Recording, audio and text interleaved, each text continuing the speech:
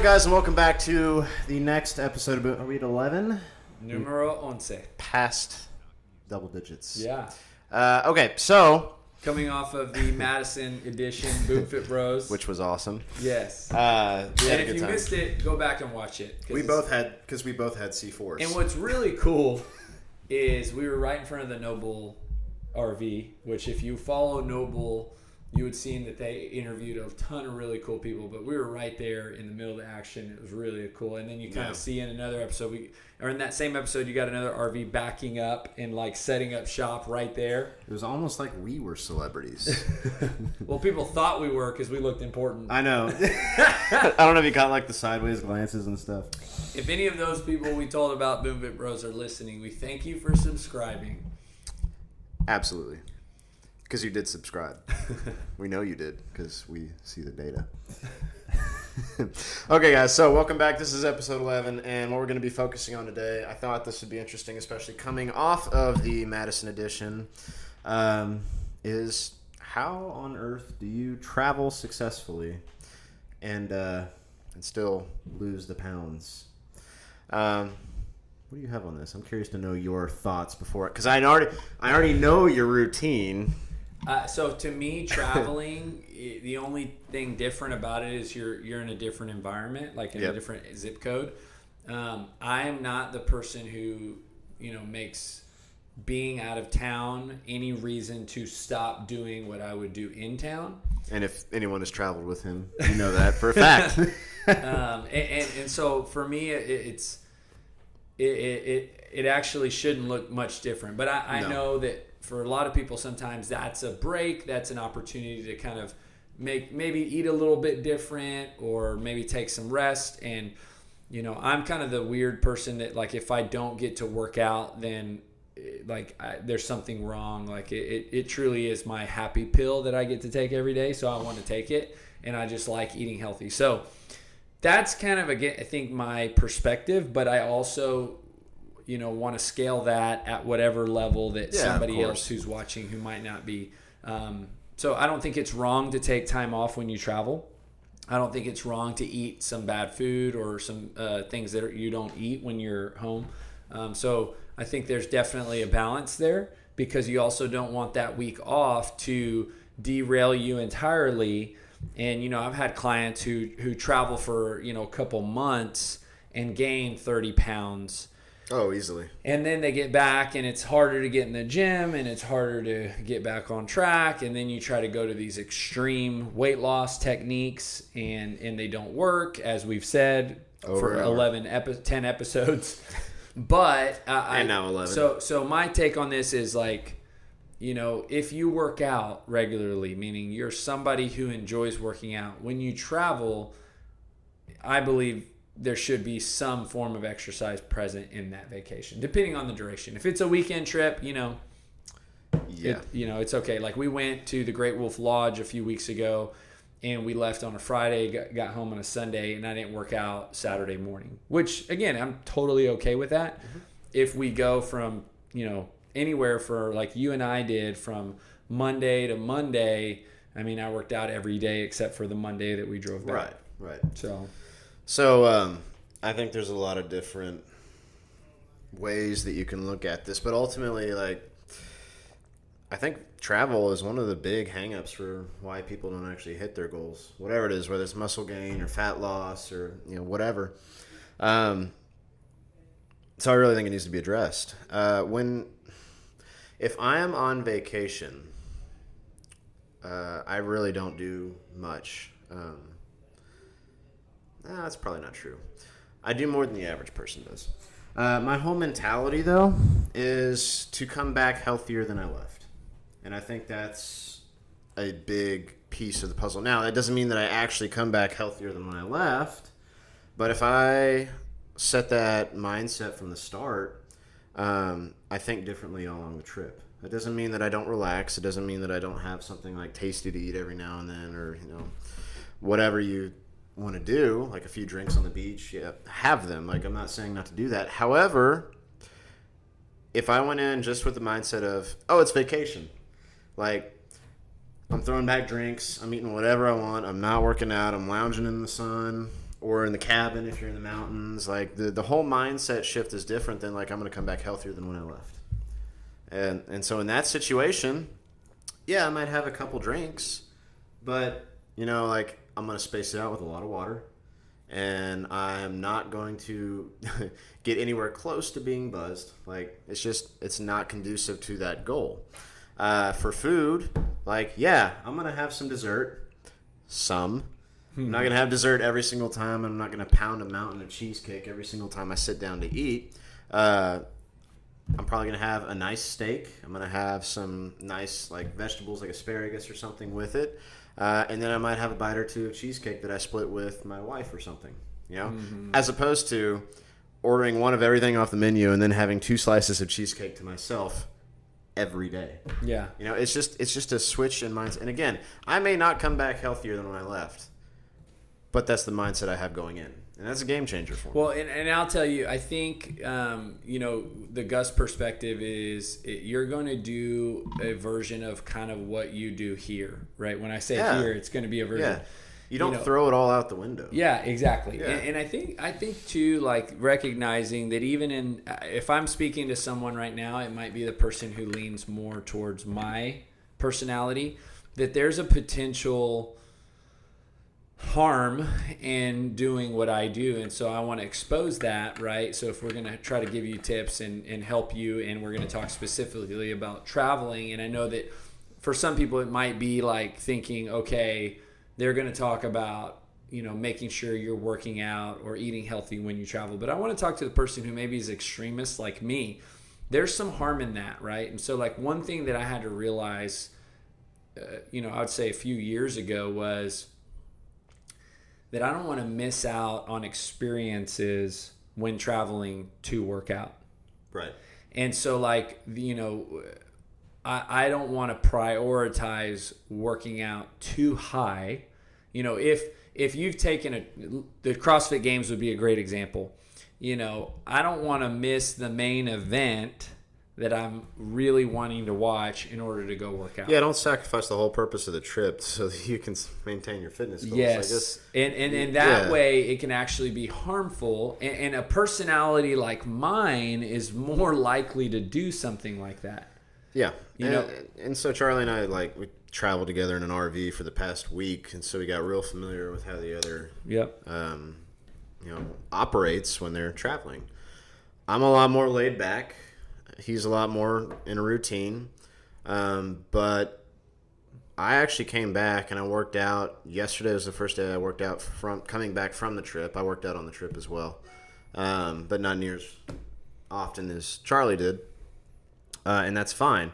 But I felt great on my workout coming back, which was the goal. And I didn't my aim coming back again was to feel better than when I left, and that was accomplished. So it depends on your goals. Like Charlie didn't want to break routine, and if you can do that, great. I actually recommend that. But if you have to take a break, be very careful with how you word that. Yeah, and looking at it again for the long haul and for longevity, having a week off in the big picture is minimal. Yeah. Or a more relaxed week compared to, we'll say bigger windows. So, for me, the workout, it's so much more than exercise.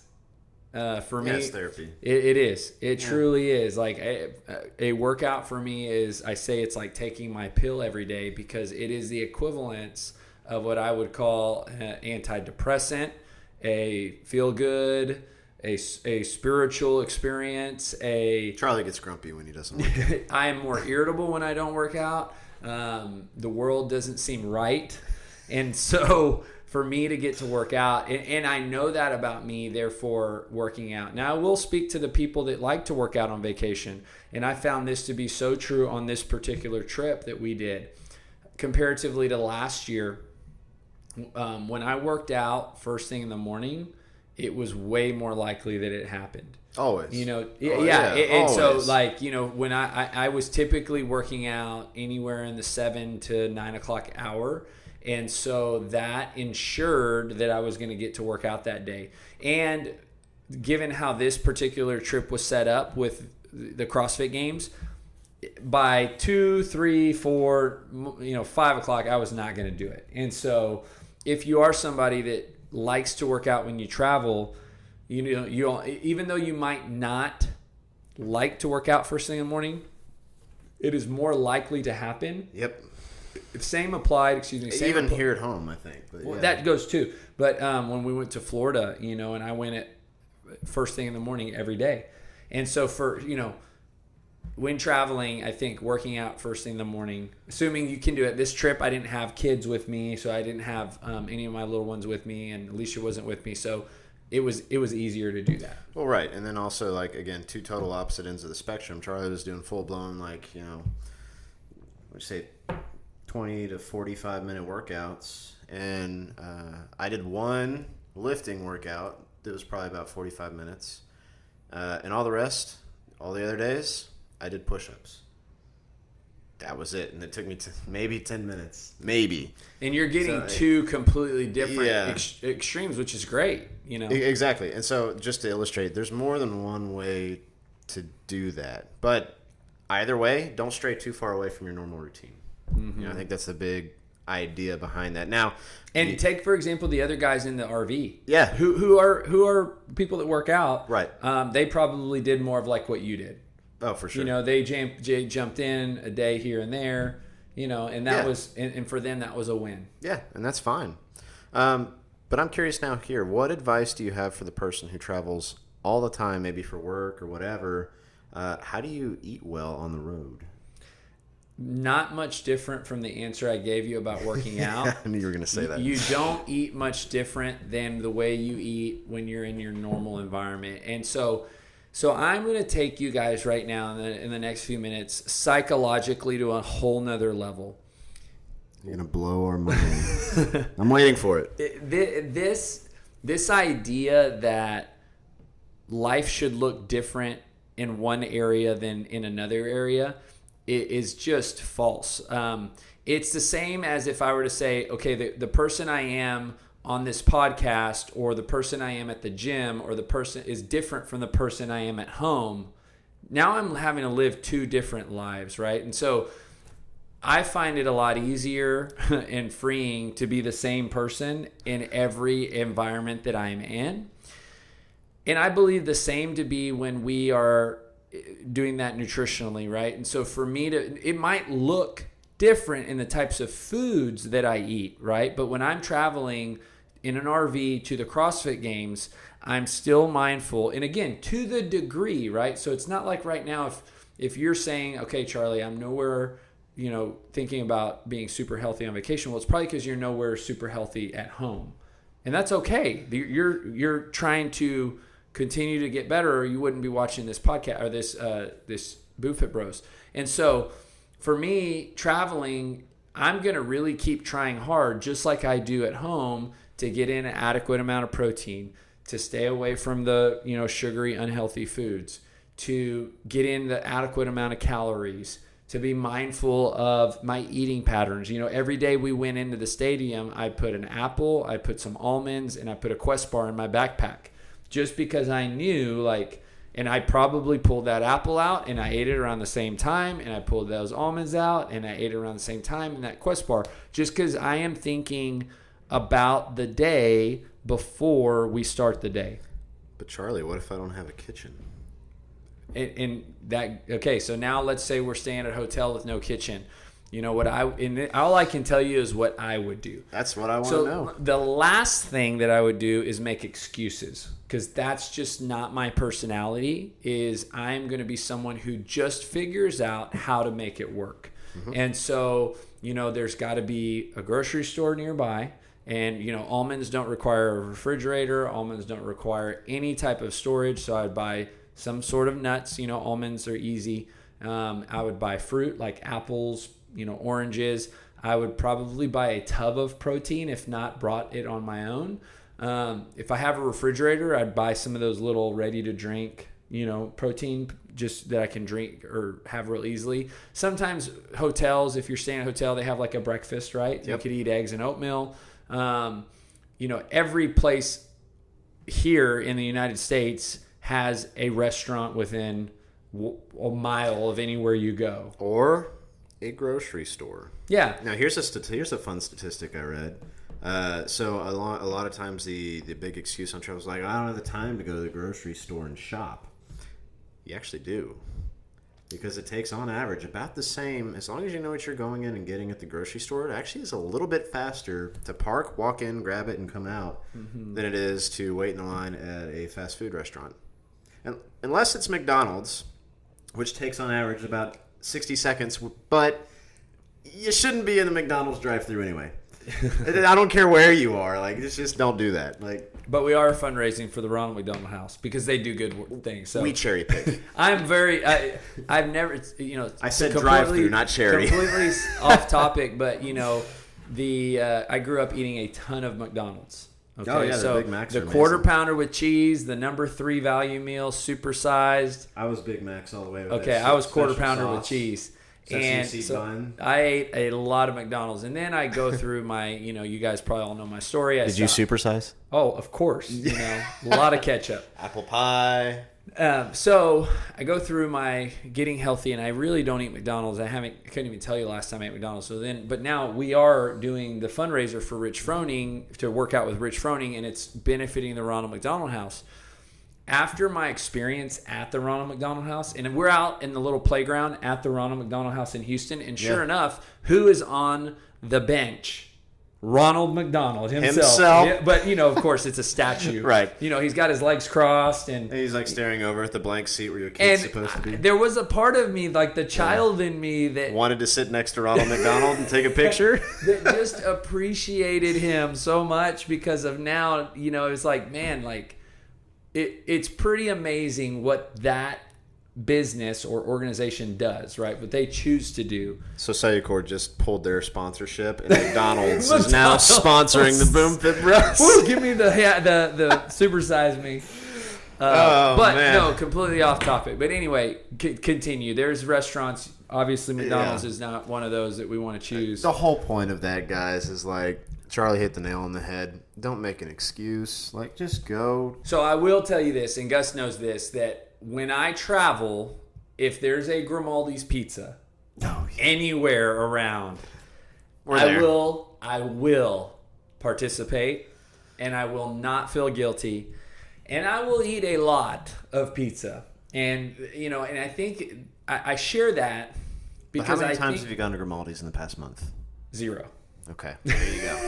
I wanted to make that caveat there. Don't use that as an excuse to go, I can cheat whatever I want in my favorite place. I think there's something healthy about when you eat unhealthy, being committed to eating unhealthy. Yeah, go big or go home. Is that what you... and hear the right things that I'm about to say. Yeah, please don't blow this out of proportion. Charlie, I'm committed. Charlie, I'm committed to eating Grimaldi's for the next month. We can't, when we eat, cheesecake or pizza or something like that nature, the worst thing that you can do is carry this guilt and this feeling of like inadequacy or failure when you're doing it. Like, what I will say is, like, when I eat that pizza, I am 100% okay eating that pizza. No remorse. Yeah, and part of that is because I don't do it very often, because it has to be really worth it for me to eat that way. I heard a great thing the other day, and it was about eating well. And the guy, he went from pushing 4 bills, so almost 400 pounds, and my height, by the way. Wow. So I'm 5'6", and the guy was like, I think 385 or something. I don't know. He was up there. He now is shredded with 6-pack abs and is jacked. He was a former power lifter. Anyway, he had this piece of advice. Someone asked him, like, how did you lose all that weight? And he goes, lots of time, doing the right things. And they said, well, what about your cheat foods? And he goes, if it wasn't a 10 on a scale of 1 to 10, I didn't eat it. In other words, a 10 is Charlie's Grimaldi's. Otherwise, he doesn't eat it. That's a great way. And I kind of look at it like that, too. Like, and it's gotten to the point, too, with Alicia, let's just say we're we're at a restaurant and it's a special occasion, or even sometimes like a wedding, and she loves dessert. So like Alicia loves pretty much every dessert that exists. and it's now this kind of thing that she knows, like she'll tell me like if a bite is worth it or not for me. Like it's always worth it for her. But, I'll look at her because maybe it looks really good. We were at family camp and we went to lunch in Houston one day, and there was this dessert that was ordered and it looked really good, but I looked at her and I said, "Is it?" And she's like, "Nah." And I was like, "Okay." And it's like almost like that already just confirmed, like I don't need to take a bite. Yeah. Because to me, a bite is unnecessary because it triggers so many things. Like for me, Oh yeah, how many of you have gone? I'll just have one. Have you ever seen Lay's slogan? You can't eat just one. Yeah, and I always tell people I am like a overweight person trapped in a fit body. Like I really am. Like I grew up overweight. I still have the default setting of a person who overeats and is overweight. And so like all that a bite will do is just like you're about to. The lion is drooling and caged, and you give this lion a bite of something he wants more. And I think that's most people, honestly, because I think we're pretty much hardwired. Like if something's tasty, to just pound it. And so the whole like you can't eat just one, that slogan by Lay's, it's true. I've never been able to eat just one. There's some people. Like again, it's not me, probably not you, but there's very few people. More of them are like you and me, but there are a few. And when I say that, I know because I know there's certain clients that I've trained who can eat relatively unhealthy and not gorge themselves. Yeah. They can have a small portion. You are probably not one of those people. Yes, I'm not one of those people. So don't tread that territory. No. Yeah, no. But just I think the biggest takeaway here is just don't make them like the excuse of just because I'm traveling means that I can whatever. No, like there is a way. Go to the grocery store, not Whataburger. Yep. Like, just stop. Like if you have a little hotel fridge and you're like, okay, great. Go to the store and stock the fridge with like some lean cuts of deli meat, some fruit, some almonds. There you go. If you have to eat out, okay, fine. Order off the lean menu. Like almost every restaurant has a lean menu, including McDonald's. Yes. Has a lean, like Plug. a healthy eats. Plug for McDonald's. Plug for McDonald's. Maybe they'll sponsor us. I don't know. But they almost all have one, and I guarantee you it's better than what the other stuff they serve. Like just pick the thing with a lot of meat and a lot of vegetables, and there you go. Like simple as that. It's not that hard. You went in like middle of nowhere, Texas, I don't know, and like the luxury dining means Dairy Queen. Okay, great. Go to Dairy Queen and order a salad with an extra patty. Like you already know what to order. Quit saying you don't. Like it's just rant over. You know? And that pretty much sums it up. Now, are there techniques and stuff you can do? Yes, like again, we're talking about the principle of the matter here, not the little tactical stuff. Correct. Correct. If I'm going to say tactics, stock up on beef jerky. Plan ahead. I've gone so far as to make meals and take them in a cooler. Like it's possible, guys. And that's nutritionally, tactically for working out is find a local gym and pay for a 1 week pass, right? Like ahead of time. Now you're committed. Now you have to make sure that you go. If you're going to a CrossFit gym, the week pass is going to be a little more expensive. Pay it in advance. Find the gym located near you. Pay for the week in advance. Now you're financially committed.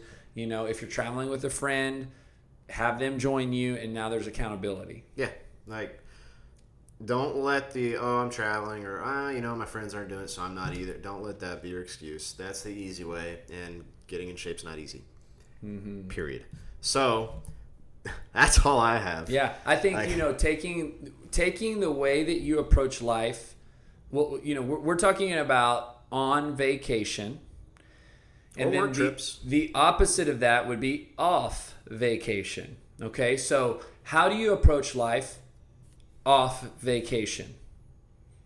Well, to a degree, on vacation, you're going to approach it to the same degree, just differently because you're on vacation. So if off vacation, you work out, maybe once or twice a month, you eat healthy, maybe once or twice a month, then off vacation, you're probably not going to work out very much and you're probably not going to eat very healthy. Yeah. If when you're off vacation, you work out regularly 3 to 5 days a week, you eat healthy very often, then probably on vacation, you're going to be the type of person who's looking for a gym, who's mindful about what you eat.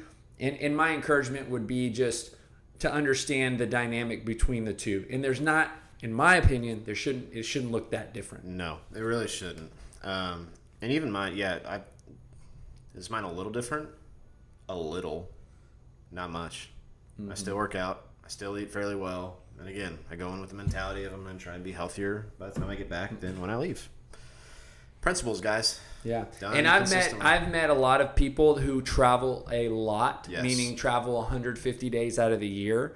And what they have done is they have, again, off vacation, on vacation, they just are on vacation. It's not necessarily vacation because they work.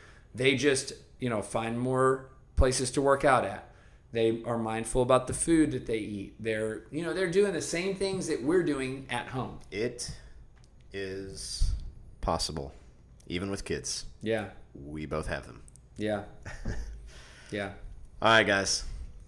I think that wraps it up for episode 11. Thanks for tuning in. Guys, we really appreciate you coming back week after week and hearing what Gus and I have to say. We hope you're finding value in subscribing. And subscribing. We hope you're finding value in these episodes. The whole reason we're doing this is to encourage you and give you guidance in this area that we know can be overwhelming, and also there's a lot of information out there. So hopefully these topics are relevant. If you have suggestions for any topics at all, just message us, email us, let us know what you want to hear us talk about, and we'll love to provide that for you. Absolutely, guys. So until next week, we're out.